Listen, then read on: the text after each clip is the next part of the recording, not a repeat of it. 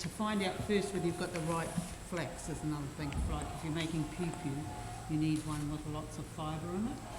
Whereas if you're making a basket or a mat, you don't necessarily need the same amount. So you just strip the outer leaf and then just see where it comes down to there.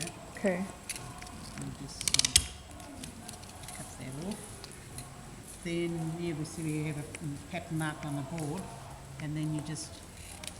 Oh. But you don't apply too much pressure. You cut right Cut through right the through blade. it. Yeah. So it plays the blunt on that too, because those are always very sharp when you buy them.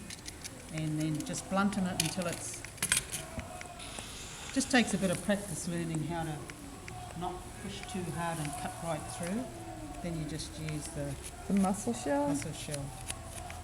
Wow. Can't use those, what do you call it, ones, those cultivated ones, because they're too brittle, they'll break. You gotta use natural Yeah, use mussel. one that, deep sea ones that you go and buy for. You hear they're doing the hako. You got mussels down your way? Yeah.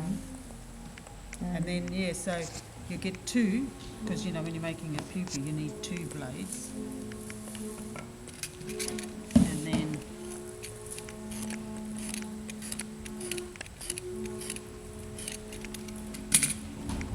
because you're going to put them in pairs, you see, because you want to give the skirt a nice body.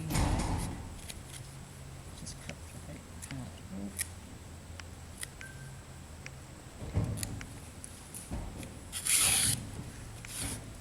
Oh, wow. And then you put the two together like that. Separate and then you just roll it on the leg. So you're going to put your thumb up, at the top here, do you think? And then you just roll it down. See the top bit? It's going to go at the bottom. And when you bring your hand back up, then you just. Oh, wow. That's see how that makes the cord, like that. Wow, cool. So then you've got to boil them or you can just get a pot on the stove, boil the water up, and dunk it in there for 2 or 3 minutes to take the green colour out, and then they'll roll. And when they dry properly, they'll be this nice creamy white colour. Wow, that's beautiful. And then those are the two dyes, manuka or tea tree.